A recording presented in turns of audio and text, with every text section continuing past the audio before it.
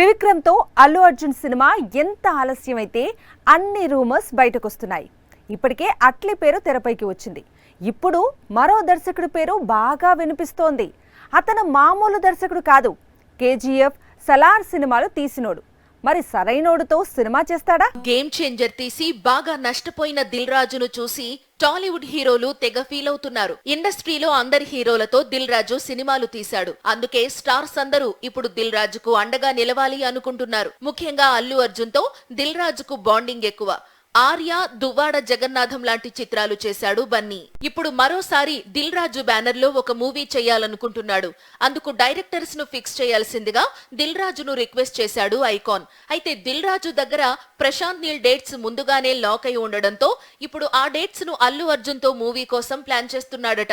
అదే నిజమైతే మాత్రం ప్రశాంత్ నీల్ అల్లు అర్జున్ కాంబినేషన్ ఫిక్స్ అయినట్లే. ముందు కేజీఎఫ్ సిరీస్, ఆ తరువాత సలార్ సినిమాలు, ఇప్పుడు ఎన్టీఆర్ తో డ్రాగన్ ప్రాజెక్ట్. వీటి తరువాత ప్రశాంత్ నీల్ అల్లు అర్జున్ తోనే సినిమా చేసే ఛాన్స్ ఉందట.